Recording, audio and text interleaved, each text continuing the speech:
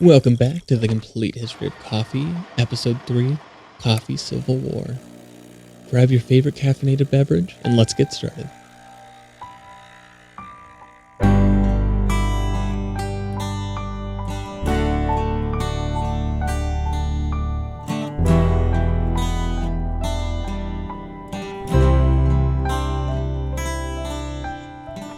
Today I'm going to be trying a traditional Turkish coffee made in a Turkish civet. The coffee I'm trying is from Cost Plus World Market. I got their Ethiopian Mocha Java blend. So first I'm going to be smelling the coffee. So right off the bat, this coffee smells almost Latin American in origin. It has a little bit of a nutty, chocolatey kind of smell. There's also a little bit of a roasty. I'm actually not really getting as many of those normal African smells, which would be normally a little more on the fruity side. Going ahead and slurping it. So again, this coffee is pretty chocolatey. It is called the Mocha Java, and I wanted to try that one because not only is it Ethiopian, the origin of coffee, but also because of Mocha, which was one of the large ports in Yemen. Now, there is a little bit of coffee sediment as this is a Turkish coffee. So as I'm drinking it, I'm getting a little bit of coffee grounds, but it's very finely ground, so you don't get a whole lot of it. I am also pairing this coffee with a Turkish Delight. So this Turkish Delight is some sort of fruity candy, and it's dipped in chocolate. And the chocolate is definitely adding to the flavor of the coffee, which already, like I said, is very chocolatey. But the interesting part is the fruity aspect is bringing out a little bit of the fruity African origin of the coffee. For those of you curious as to why coffees from different regions of the world taste different, we can simplify this in two ways. The first, the regional taste profiles, namely the primary growing regions of the world, and second, the process to prepare the coffee. The regions which we are talking about are primarily along the equator, or the coffee belt as we can call it. We have Africa, Asia Pacific, and Latin America. Africa and the Middle East are known for having floral and citrusy flavors. Asia and the Pacific region are known for earthy and herbal flavors, and Latin America is known for having nutty and chocolatey flavors. Part of this is due to the soil of the region, such as from ash of volcanoes in the Asia-Pacific region. But the other aspect of coffee's flavor profile is the process. In Asia, they typically use a semi-washed process, which creates a full body of spicy flavors and a balance of acidity and herbal flavors. Parts of Africa, namely Ethiopia and Yemen, are known for using natural processing on drying beds, which gives the coffee a fruity flavor. Latin America, my personal favorite, generally uses a wash process, which helps to develop the flavor, creating a more consistent and acidic flavor. I want to begin by presenting some traditionally believed ideas behind how coffee's growing popularity led to opposition by the ruling class in the Islamic world.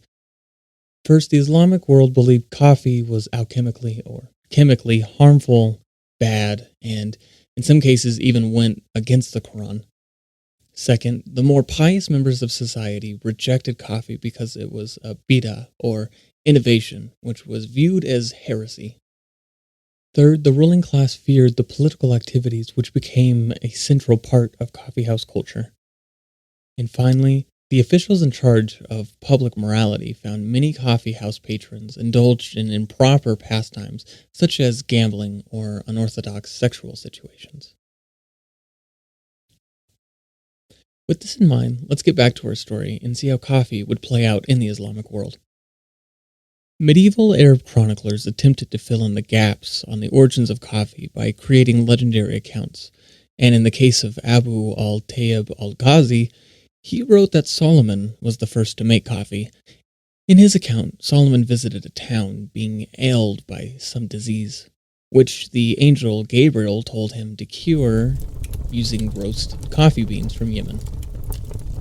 After brewing the drink and giving it to the townspeople, they were all cured of their illness, and coffee was then forgotten about until the 16th century. This story was part of a propaganda campaign to make Yemen the origin place of coffee. Looking at more examples, there was also an account by Abd al-Ghaffar, who stated a man by the name of Al-Dubana went to Ethiopia and witnessed coffee, although Even the writer Ghaffar is skeptical about the validity of this account. If the account does hold true, it tells that Dubana found the people of Ethiopia using kawa. By saying they use kawa, this could mean drinking it, or it could even mean eating the coffee cherry. However, the Arabic word bun is typically used to describe the coffee cherry, and the husk is known as kashir, while kawa is generally used to describe a brewed coffee drink. Although these points of clarity may hold little importance to the writers of the time, who may have used them interchangeably, it is important to understand when coffee was first made into a drink, which led to its rise in popularity in coffeehouses. The story continues as Dubana makes his return voyage to Arabia and gets sick on his way home. He then tries some of the coffee, supposedly drinking it, which helps him to recover from his illness faster. We are unsure if coffee was being grown in Arabia by this point or not, which could mean he introduced coffee to Arabia from Ethiopia, or coffee may have already existed in Arabia and was simply not used by many people. We do not know the date of the voyage, but we do know he died in 1497. Jazuri debates this account and states it was a Sufi by the name of al-Makki who first introduced kawa and made it popular in Yemen. The word kawa originally referred to a wine or the process of making someone's desire for something lesser, such as a person's loss of appetite with wine or reducing the desire for sleep in the case of coffee. Further, coffee originated from the region of Ethiopia, which was named Kaffa, which may also relate to why some people wish to describe it as kawa. There is another account by Murad Gaydosan attributing the first use of coffee to a Sufi in Mocha by the name of Ali ibn Omar al-Shadali, sometime in the late 14th century. Ali was apparently a well-known local healer who fell from the king's graces after being discovered with the princess. While we don't know what happened with the princess, according to the account, Ali was then banished from the city of Mocha. He then discovers a bush which had red berries and so boiled them, but found the berries were still hard to chew. So he drank the water that he had used to boil the berries and felt rejuvenated, and was able to survive on only coffee while in the desert for some time. Once he returned to Mocha, he shared the effectiveness with his disciples. Its popularity grew, and the port city gained much wealth from exporting coffee, making Ali a popular figure within the town's history. Now, if you're asking, didn't we already hear this story? Then good job paying attention last episode. This story does bear a striking similarity to the story of Haji Omar, who we mentioned last time, with both figures being Sufis who were banished from Mocha, survived on coffee in the wild, and surprised everyone by returning alive with this new miracle bean. While we have no definitive answers as to why there are two nearly identical stories, I imagine it is likely the same person who simply received two different names after several centuries of something like the game of telephone had its effect. Now, Omar was said to have discovered coffee in 1285, and Ali made his discovery closer to 1400. And as a side note, in the last episode, we mentioned Mr. Akbar, who Haji Omar was the disciple of, claimed the first discovery of coffee from birds, or bird poop coffee, as you may remember it.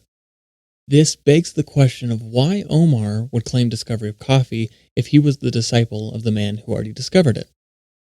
I came across an alternative version of Omar's story in which he was the disciple of someone named Abd al-Qadir, and he was cast out to a cave in the desert near Osab after he was caught practicing medicine on the princess instead of his master, and as a result he was banished and so discovered coffee. Combining these various versions of the story, I think we get a fuller version of this story, with a man in Mocha being banished for practicing medicine on the princess, and then bringing back the coffee he had discovered, and then being made a saint as a result. The more interesting question than who first discovered coffee in Yemen, be it Omar, Ali, or Mr. Akbar, was why coffee took off with such popularity in spite of being an anti-religious and anti-political drink, or perhaps as a result of these factors. As we already discussed, Some believe it was the kingdom of Aksum who brought coffee over when they conquered Yemen, while others believe Yemeni traders brought it back with them from Ethiopia. Yemen was controlled by the Mongols until 1260, when the Mamluk Sultanate of Egypt defeated the Mongols. Under the Mamluk Empire, coffee spread by the first decade of the 16th century from Yemen to Hejaz and Cairo, later reaching Syria in another decade. After the Ottoman Empire conquered the Mamluk Empire in 1517, coffee then expanded to the Levant region of the eastern Mediterranean. By 1530, the first coffee house was opened in Damascus. Soon after, coffee houses were established across the Ottoman Empire.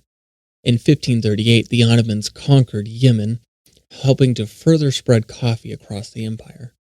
The Turkish name for coffee, kahve, was one change made, with another change occurring later by the time the Ottomans were producing coffee, in which coffee was now roasted over a fire, and then the grounds were poured into a mix of boiling water and reboiled several times. Coffee spread like wildfire in the Middle East, quickly leading the ruling class to be concerned about the rapid popularity. In 1587, Abd al-Qadir al-Jazari wrote a work tracing the history of coffee's legal issues up to that point. His work credits the first person to sanction coffee into Yemen after visiting Persia and discovering its medical benefits, dating this event to 1454. His work credits a man named Sheikh Jamal al-Din, Mufti of Aden. A Mufti is an Islamic legal expert who is granted ruling over religious matters. His work traces the journey of coffee from Yemen to the greater Islamic world, dating coffee's arrival to Mecca and Medina in 1414, Cairo in the early 1500s, and then to Damascus, Baghdad, and finally to Constantinople in 1454. So while we know coffee had been present in Yemen as early as the 1300s, it was during the mid-1400s coffee was recognized as a legal crop in Yemen. According to the Westerner John Ellis, from his book An Account of Coffee, the first two coffee houses in the world were opened in 1475 in Constantinople, the first by a man named Shims and the second by Hecken. In his account, these early coffee houses hosted intellectuals and poets. As we will see, coffee houses in Europe and the Middle East both grew to represent a shared atmosphere of intellectualism. The first recorded shipment of coffee was in 1497 out of the port of Zila among cargoes of spices from India sailing over the Red Sea.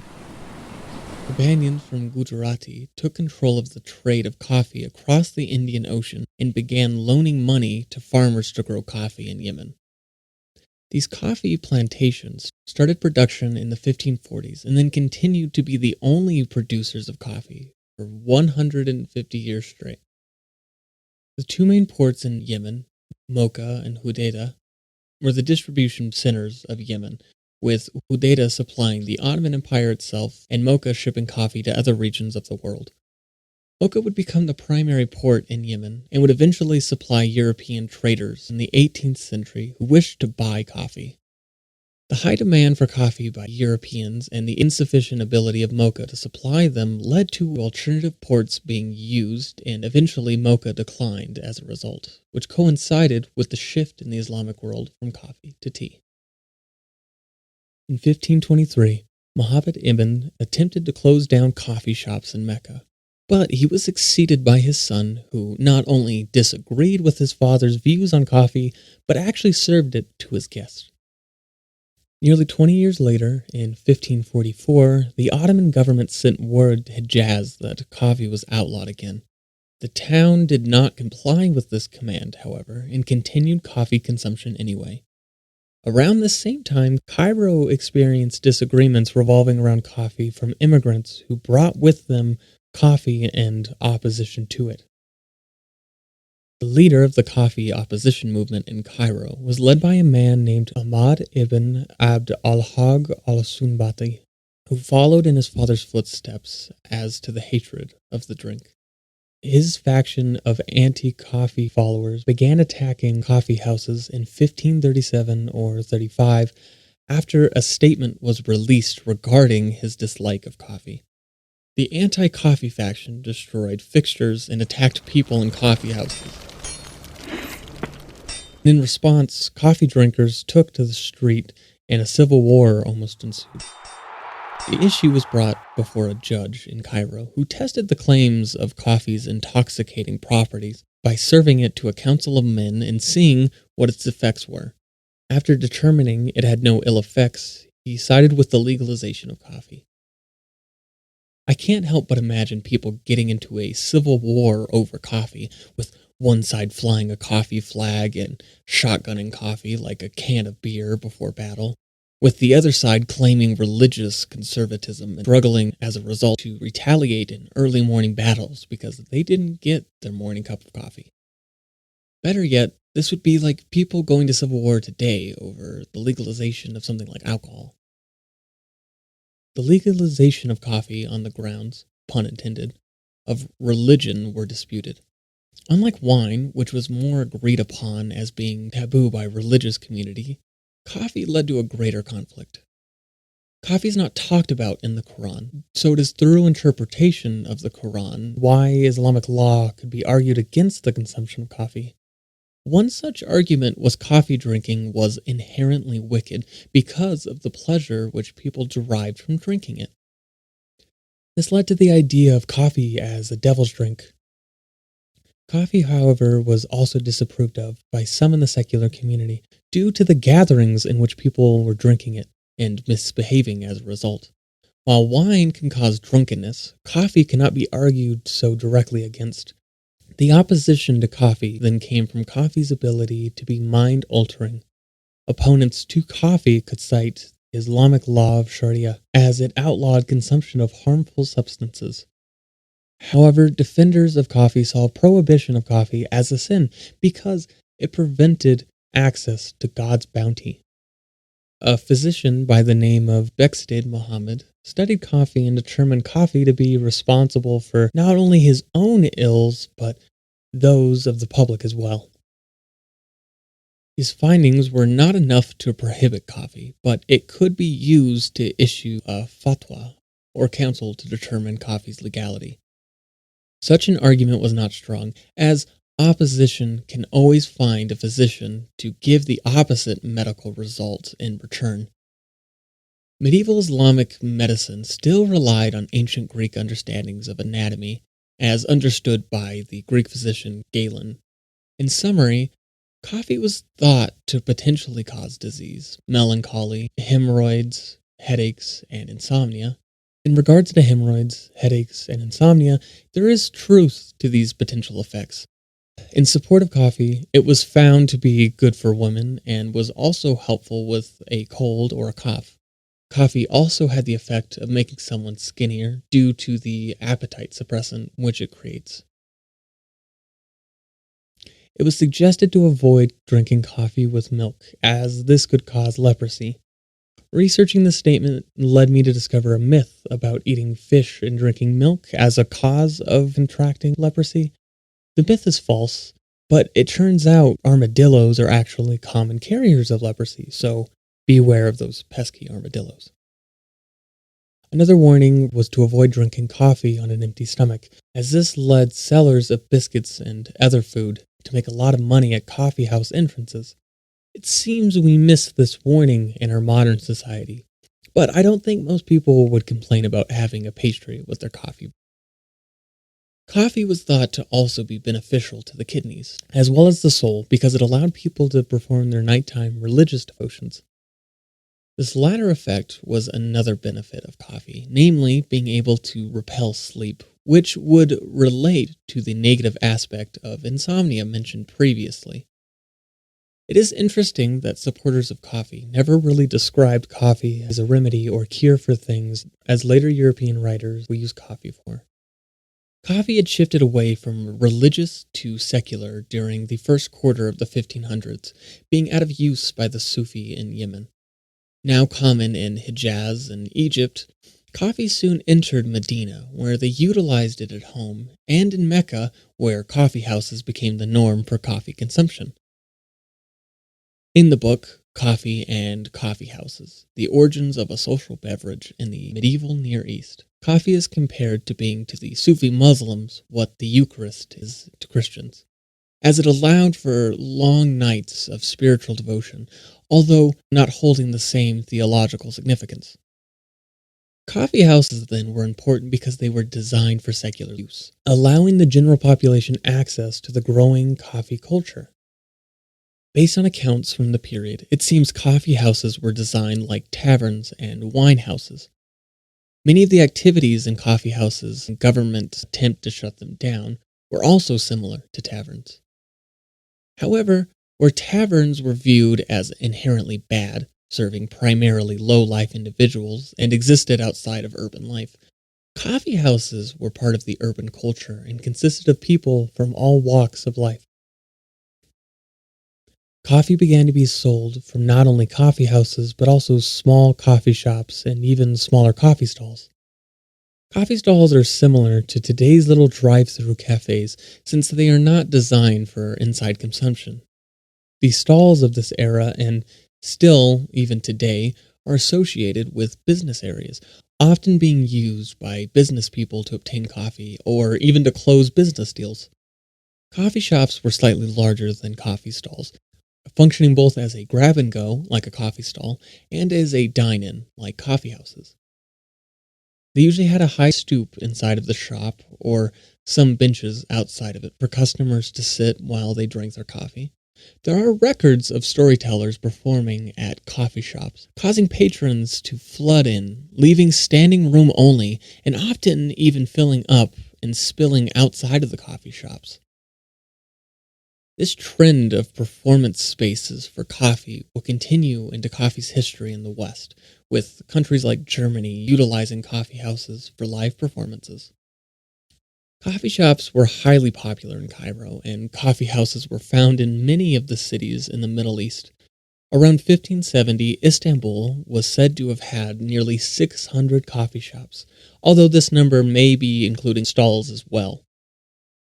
Some coffee houses were surrounded by a sort of park or garden, with some being located next to a river or trees and vines. They were usually furnished and decorated with mats on the floors. Their ceilings were full of lamps, as coffee houses were popular at night, especially during Ramadan, when people would end their day of fasting with a cup of coffee. Coffee houses then, much like today, utilized a main room for seating with a serving area to obtain coffee from. Unlike modern times, it seems sugar and milk were uncommon additions to coffee. Cardamom, a sweet spice, was known to be added to coffee, as well as mastic, or Arabic gum, and ambergris, a waxy substance from sperm whales. As to the process of brewing coffee, either the coffee bean was used alone, or the coffee bean, along with the cherry, or cascara, were used. At the time, cascara was used by itself, leaving out the coffee bean altogether. Typically, the coffee cherry was used in the summer, and the coffee bean was used by itself in the winter. The preference of the cherry or coffee bean seems to have been a regional preference. As to the grinding process, there are accounts of the mortar and pestle being used, as well as the milling process. Coffee was then usually cooked in a large clay pot, serving as the coffee which would be used throughout the day. This is obviously different from our modern approach to freshly brewing coffee several times throughout a day in cafes and restaurants. These clay pots were used like cauldrons and were kept heated as to not allow the coffee to cool. In the Arabian Peninsula, there was a second form of coffee brewing, which involved brewing, cooling, and rebrewing coffee to produce a stronger brew, but one that is free of sediment. In general, though, most coffee was Turkish coffee, which was boiled water with powdered coffee added and then poured into serving cups. The coffee was served extremely hot at nearly boiling temperatures, with the powder forming a thick layer of sediment about 1 inch or so at the bottom of the cup. While coffee was sold by some mobile vendors in Europe and the Middle East, in general, physical establishments were the norm. This is because of the required tools to keep coffee heated. As for the Middle East especially, it was to be sipped and enjoyed slowly, not quickly on the go. Coffeehouses, unlike mobile vendors, created a culture, one in which people could gather and interact with one another or to take part in entertainment. The social interaction and the atmosphere for intellectual conversations would play a key role in coffee's history moving forward. Next week, there will be no episode, as I am taking a trip to Hawaii. However, I will be making a video about coffee culture in Hawaii, as well as coffee growing at a local coffee plantation on the island of Kauai. And next time, in 2 weeks from now, we will look at coffee's development in the Middle East and its later spread to Europe after a man named Baba Budan stole coffee and took it to India. The show was written and produced by me, Era Zaffer. If you have not already, please consider supporting this podcast series on Patreon. This episode, we will be giving away a custom History of Coffee shirt to one of our Patreon members. Make sure to join our community on social media at the Complete History Podcast Series. If you would like to contact us, you can message us through social media or at our email, completehistorypod@gmail.com. To close, here's a quote from Antoine Goulin in his Bibliothèque Orientale, speaking of the Arabs. Quote, "We are indebted to these great physicians for introducing coffee to the modern world through their writings, as well as sugar, tea, and chocolate." Stay tuned for more on coffee, as well as members' episodes on tea, chocolate, and more.